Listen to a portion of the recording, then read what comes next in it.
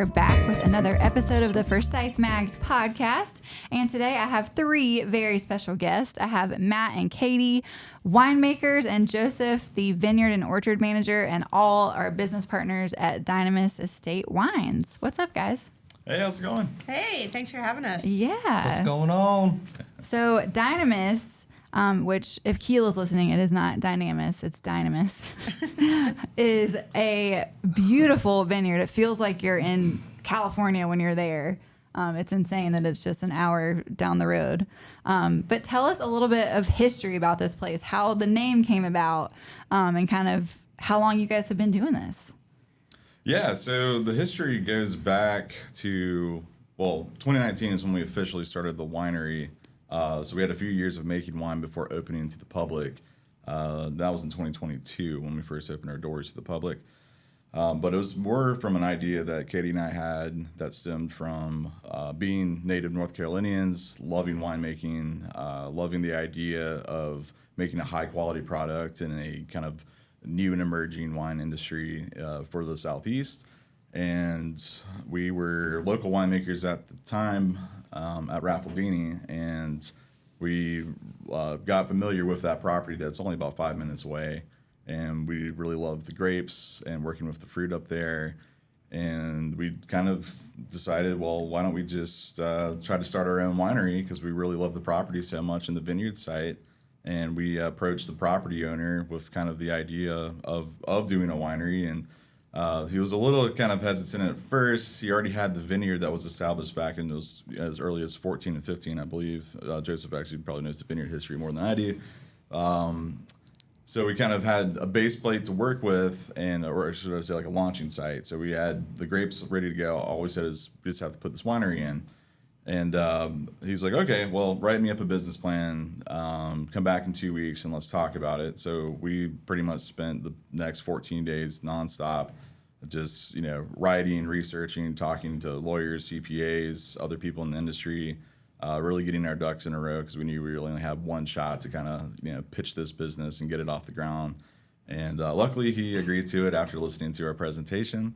And ever since no pressure. Yeah, exactly. Yeah, no pressure at all. And so thankfully he agreed to fund our project. And here we are. 6 seasons in, 6 harvest seasons. Wow. Over 2 years of being open to the business, and tons of wine, and new friends and new employees. And it's really just been a super just fun, and I guess I've learned a lot through the entire process myself. So I think I've grown as a different person from when I started to where we are now. Same with Katy and Joseph, and we're all people that have known each other for a long time too. So it's really fun to work with like-minded people every single day, and absolutely just try to break every record you can and open up as many doors as you can. You guys have won quite a few awards. We have. We want to get some more, of course, and I won't sit here and talk about all the awards. But the main I'll idea, talk about them. You guys are they're impressive. That's very impressive. I mean, that's for being relatively new. Right. Yeah. Yeah. You should be proud. We do get that a lot. People have always been like, "Oh, why are you guys, sorry, I'm jumping in, but people say, oh yeah, y'all so young, or y'all are so this is a brand new vineyard site, brand new winery. How are you already doing this?" And for us, it's like riding a bike. So where it's it could be any model, make, or even driving a car. If you know what you're doing, you can hop into any scenario and just do the best you can. And that's what we do every day. To that point, when we started this company, we really took a deep dive into Cabernet Sauvignon as a whole, of trying to be transparent in the price point. So we tasted a bunch of Napa, California wines. Our wine and style, we kind of consider it a fusion between West Coast and Bordeaux style. Yeah, I was going to say that. I feel like North Carolina is known for a specific wine taste at the North Carolina vineyards, and I feel like y'all's wine does not have that. It's better. It just I don't know, it just has kind of a different taste than any traditional North Carolina other wines that I've tasted. Yeah, the vision and the goal was bold, but it was to put North Carolina wine on the world wine stage. Yeah. We want to be drinkable anywhere, no matter where you are. And it doesn't matter where you're from. You can do some really nice things. The climate here is always a challenge, but it doesn't stop us. It just makes us be more creative and really try to play out the harvest the best we can with what the year presents us. And sometimes Mother Nature makes us look really good and like we know what we're doing, and we can do some really impressive things when that happens. So it's not too dissimilar from European climates, where a lot of areas in France, for example, they're not making the same wines every year. You got to be really savvy with understanding the climate and with what you're given. And I think our winemakers and our vineyard site has done a really great job of making the best out of these really good years. You know, gosh, how many harvest guys have we picked fruit when the fall frost hits? I don't know of any other growers in North Carolina that have even done that.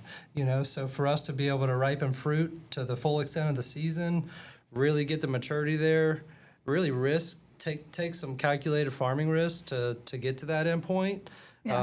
Because the farmer in you wants to harvest everything right then and there. Like, it's August, let's get it, guys. And you know, and then the winemaker in you wants to keep that fruit out there as long as you can. So I think us being able to lead with our best foot forward and it being a premium business model, that really sets the stage for what we expect out of that farm and the risks that we're willing to take to get to that end point.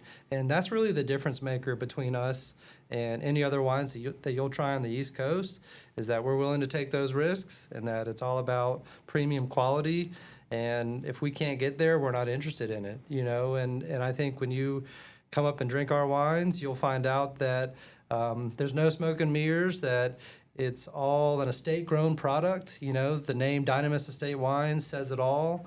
We do a great job from farm to bottle, that it's all 100 produced on our farm, right? So we're farming it all ourselves. We're not Farm bringing to in, bottle. I like that. we're not bringing out any outside fruit or adulterating the product at all, and we're able to produce everything there on site and really make a true premium product that can hold strong on any wine stage across the world. Yeah. So you talked about Cabernet Sauvignon briefly, but what are all of the wines that you guys offer, without going into like a ton of detail about each one? But so when we first opened, and just to explain a little bit about that,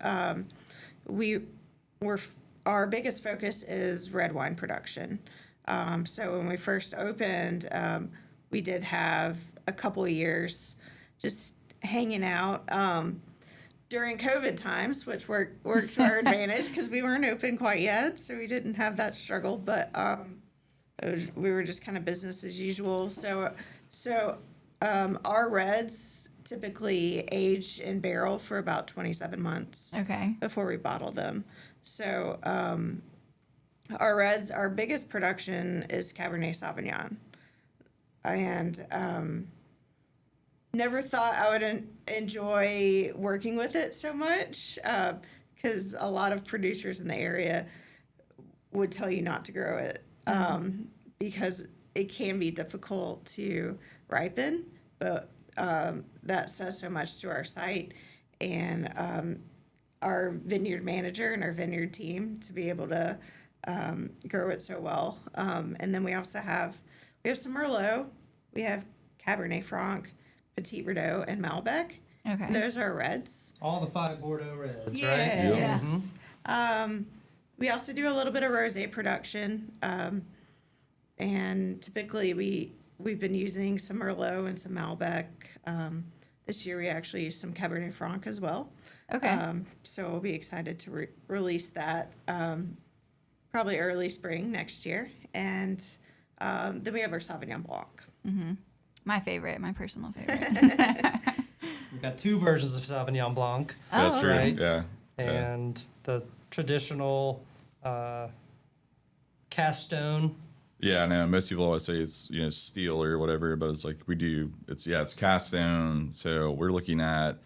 What does that mean? So, maybe I should explain that. So we're looking at essentially concrete. So like a very tight polished concrete. So just like barrels breathe, right? They're porous. Concrete's also porous. So you still get an oxygen exchange without imparting oak flavors and profile and tannins to that wine. So you kind of get the neutrality of stainless steel, but you get the breathing, and yeast love that during the fermentation. So those vessels are exhaling CO2, and you're bringing oxygen into that fermentation, which kind of acts like a turbocharger. So it keeps everything moving around and healthy. That is a big talking point if you come up and do a wine tasting. Yeah. All our customers are like, I want to see the eggs. I want to see the eggs. I want to touch the egg. Because they're shaped like a massive 476 gallon egg. Oh my gosh. So, how long does the white take to make? You said the red is 27 months in the barrel. Oh, okay. Our Fumé Blanc, which is the other style of Sauvignon Blanc that Joseph was talking about, is actually barrel aged after it's fermented in the concrete egg. Oh, okay. So it's barrel aged for about 12 months. Okay. So we just released our 22 this past spring. Okay. So And we can't keep Fumé Blanc on the shelf, so to speak. It's a Yeah. wine club only item. Oh, it's a special okay. item to us. We plan to make more of it because we see that people really enjoy it. Yeah. Yep. And Tell us about the wine club that you guys have. Yeah, I mean we're a wine club driven business. I think that is truly the model that we've aspired to. Is that we want to grow the wine club, and it's really special because we're able to put our best foot forward through the wine club, where only our best and brightest wines, so to speak, are offered to our wine club. We have wine club only wines that we make limited production of that we only offer to the wine club.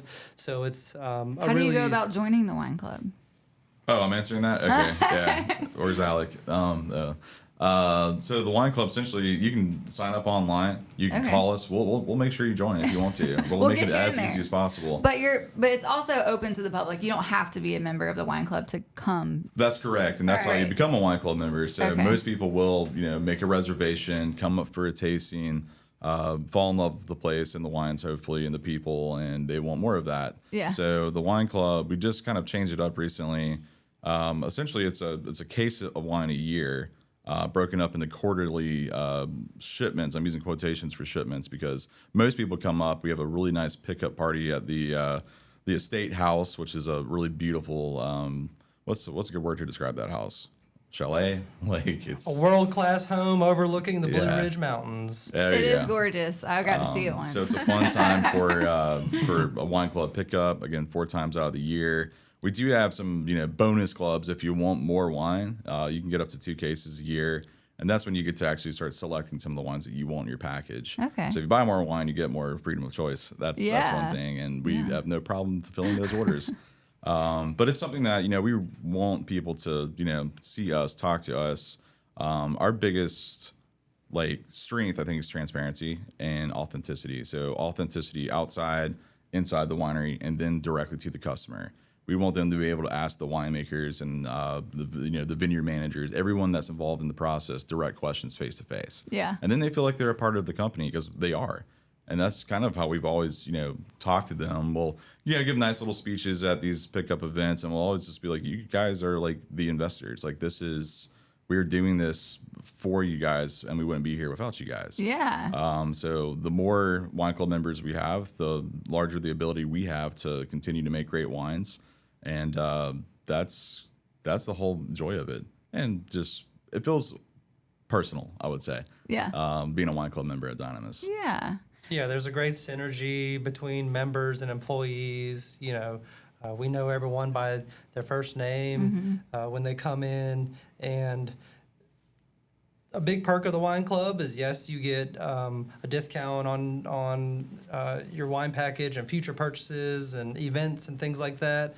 But eventually we're going to sell out, right? And that's the big piece of it, is that you're going to have a piece of the pie. You're going to have a pre-allocation. the whole idea with Dynamis one day is going to be, wait in line and we'll let you know when to join the club when there's a spot available, because that's really the trajectory that we're getting towards. And the growth has been awesome since we started, I think. Oh, yeah. It's been exponential Yeah. membership growth, and we always make it intimate, right? And spread our events out, so we make sure that, people have enough space and time to enjoy themselves, right? So that's always forefront in our mind with any wine club event. But it's really also about getting your allocation, because it will eventually fill up. Yeah. And that's the whole idea. Even with like certain years, we're only making small allocations of barrel-aged Sauvignon Blanc, which is our Fumé Blanc, or Cabernet Sauvignon, which is tough to produce every year in and out, right? So we've got these limited releases of some really great wines that other producers aren't doing in our region, and the only way you can actually have access to them is through our wine club. So that's a big piece too, is having access to all of our premium products, even some of our special products, right? We've got Palmo. This is a cool product that we're doing through the orchard. Our best foot forward is through our wines, but we've got some nostalgia in the orchard. This mountain has been farmed for over a century with apples and peaches. So that's kind of some cool nostalgia that we wanted to tap into, but also do something Dynamis style, make it classy, make a really high-end product. So Palmo is this orchard product that we've been making for 2 years now. So we're getting ready to bottle the first barrel-aged rendition, but it's essentially apple brandy, apple cider, blended together to about 18%, aged in a dessert white wine barrel, and it just comes out tasting and smelling amazing. That is it's so the perfect cool. fall and winter treat, and we're looking forward to the first rendition and many more. So it's a really special property for all these reasons. Yeah. So if you're wanting to just come check this place out, do you need to call and make a reservation? And what are the days that you guys are open? Just You for want me like to the answer that? public. So it's highly recommended, and it's it's for the customer's benefit. It's for our benefit. The land is, the piece of property is huge, but it's a small company. Like, we don't have that many employees, so even the space, we don't want to cram people into one little area. We don't have a tasting bar. All the experiences are seated, and you have a personal, attendant, and hopefully you should learn something about the wine. You're sitting there one wine at a time. Unless you do the flights, I recommend you do the estate tasting where you actually have a guide. That's just the way we envision it to go down.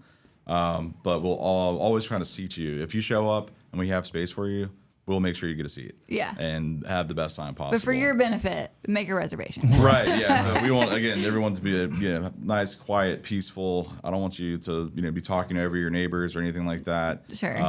So for your best experience, reservation is well, and it highly sounds like a recommended. great idea for like a date day or like a girls' day. I mean, it sounds like there's plenty of options that would be good for. So can you just do that online, make a reservation? You can do it online. We have a really nice, we try to make it nice and easy, so you can literally just click it. We have it on every page on the website. What's your website? DynamisEstateWines.com. Cool. We'll put that in the show notes. Please, and check it out. Easy to make a reservation. You can call, make a reservation. You can send a letter in. We'll set you up. Yeah, we want you to come here and experience this. Smoke signals count. Find us on social media. Yeah, we want you to come up there. We know it's a little bit, what's what I'm looking for here, intimidating sometimes with like the gate. So not many times in North Carolina you're going to pull up to a winery and there's a locked gate and you have to call in and talk to somebody on the little buzzer. That's how you know it's exclusive. But I promise we want you here. Yeah. It's for your benefit. That's what our wine club members truly love the most about the experience. Yeah. It's a sit-down, seated, Napa-style tasting. Mm-hmm. It's intimate. It's a reserved space for yourself. You can call and reserve the fireplace for the winter, for example. So it's little things like this that really set the experience apart. Like Matt mentioned, the design is no tasting bar, right? We want you to come in and have a really intimate guided experience when you're learning about the wines and you're really getting educated on everything from the property's origin, the brand origin, to the exact science behind some of the winemaking decisions, and our tasting room attendants do a really good job disseminating this information, but it's all about that seated, intimate experience. And we do some casual things too. We've got different events that are more casual and open to the public and things like that. So it's not as stuffy maybe as it sounds. It's actually really a high quality experience at the end of the day, which gives everyone like their time and space that they're worried about, and that really helps heighten the wine sensory experience, which it's all about. Sure. Right. We want you to have the best possible tasting experience ever, so you can really enjoy really some of the excellent products that we're making up there. And the views are absolutely incredible. Like it's so pretty up there. It is a gorgeous property. Yeah. And, I'm overdue for a visit. Oh yeah, please come back. Yeah, it's fantastic. We have a lot of new wines out too. That's fun. I guess we need to talk about the wines, or do you have? I did want to ask about the logo. Oh, the logo, and right? The name, yeah. where the name came Yeah, from. so it's on the shirt. Are we being recorded? Yeah. Okay, so the Delta. So I guess we'll start with the name Dynamis. So the origin of the name was we had a clean slate to start a company, and it was us going back and forth of if you could start a winery any way you wanted to do it, what would you do? What's your name look like? What's your logos look like? We wanted it to be a luxury brand, obviously. So that was the biggest inspiration, stuff like, Opus One or like Record de Vinc in Virginia. They just sold to Chateau Montrose, but really cool guys up there. So Dynamis was actually me and my buddy Dylan, who's in Texas now, doing something with a winery, I think Becker. I was consulting for a winery in Georgia, so I'd have these long drives, about 5 hours to go see these wineries, and I'd have him look up names while I was driving and check the copyrights and everything like that. So all the cool Latin names. That's smart. Yeah, It'd be a bummer to get hooked on one and be like, oh well, it's for can't sure. do that. But we wanted a short, powerful name. Dynamis being that. All of the cool Latin names were taken. So Dynamis is actually ancient Greek. Oh. So that came from a necessity of what was available.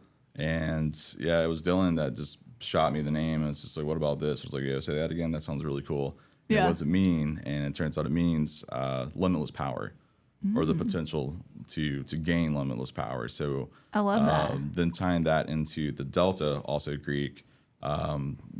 It's a lowercase Delta, one, because it's more brandable. We like the style of the lowercase. It's also a D Because it's for just Dynamis. a triangle otherwise. Exactly. Right. So in the simplest terms, you can say it's a D for Dynamis, but it represents change of variables. Okay. So like in calculus or chemistry, you'll see those deltas put in there, and Because winemaking is extremely scientific. there's a lot of variables. Yes. Yeah. So Yeah. we're using that as just like a kind of smart, cheeky logo to kind of play into our philosophy. I love that. Yeah, at And- our core, we're a bunch of Nerds.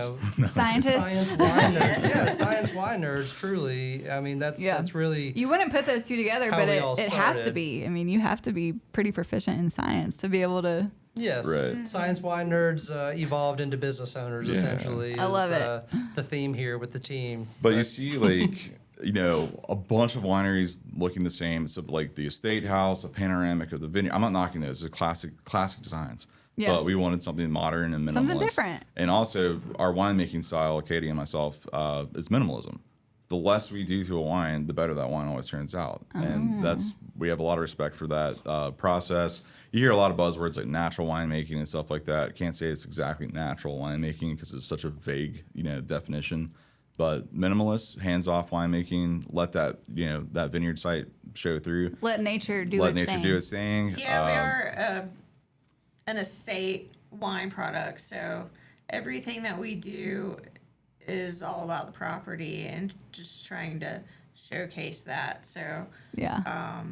all the grapes that we use are all from our vineyard site. We don't buy anything outside our vineyard. It's all produced at the winery on the property and bottled on the property.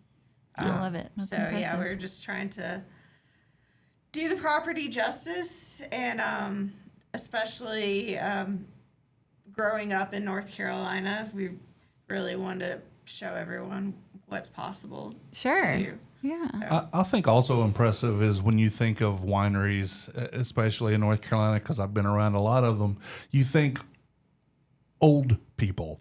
I mean, old people that started the wineries, right? And you guys are all young. I think that's very impressive that you're taking this approach and direction, changing up the culture a little bit, bringing some youth into it. I mean, I say that because I'm sure I'm the oldest in the room, but the fact that you're doing these things and you're not, for lack of a better term, just old people. And I love those winery owners. I'm not putting any of that down. I just think it's a breath of fresh air because somebody's got to carry this on. Yeah. Right. It's exciting. And you're seeing more and more of that too. You're seeing a lot of young winemakers. I was 18 when I started my career. Wow. Went to Surrey Community College. That's where I met Joseph when I was 20. And it's just doing research on it in high school, like as far back as, being 16 years old in high school. It's a long ladder to climb. Yeah. It seemed like if you're going to start your own projects, as far as, I thought it was simple. I didn't realize, one, how expensive it was, and two, how long it takes. As far as if I was like, I've got a farm and I'm going to, put my vines in, and it's Lots of patience involved. I'm not going to see $1 for 15 years. Yeah. If you start from scratch and you're putting plants in the ground, and you want to do it the way you want to do it, and you want to make a high-end product, it's grueling. So I'm like, I got to start now. Yeah. So how do you taste your product when you're not of legal drinking age? That's really, you spit. Yeah, that's a good question. Yes. I thought you were going to say that's why you went Oh, to you're France. right. No, I did. Yeah. So, waiting to turn 21, I went and worked a season in Burgundy. So I could drink. Yeah. Shout It's what, out to the 16 French. over there? I believe so. But they know what they're doing over there. It's a good workaround. That's a good point. Yeah, but that was the best thing I had for a workaround. But otherwise, I mean, I was okay. I'll admit it. Like, yes, I was making wine in high school, of course. But my parents would probably said it could be worse. It could be a lot worse than learning about viticulture and enology and fermentation science. So And a career. and a career, exactly. So they weren't too But all these salty years about it. later, you're still in. So, Correct. yeah. Correct. You're in it for It's, the long haul. It has been over 10 years now. Yeah. It's, Well, yeah. guys, we're at the end of our episode. I Oh, wish we could. oh. I know it went by quick, but we'll have to have you guys back on for a part 2 I would love to. or part This 3. is fun. Yeah. It was fun to learn about Dynamis and For sure. Yeah. all Hopefully that they y'all don't go have off to on offer. too many tangents, but Yeah. So be sure to check out their website and their social media to make your reservation. Go learn about their wine club and go taste their amazing wines. And as always, you can find Forsyth Mags online at forsythmags.com and on Instagram at forsythmags. And that's it. That's a wrap for today. The views and opinions stated on this podcast are solely those of the contributors and not necessarily those of our distributors or hosting companies. This podcast is copyrighted and cannot be reproduced without expressed written consent of Forsyth Magazines Incorporated. Whew, that's a mouthful.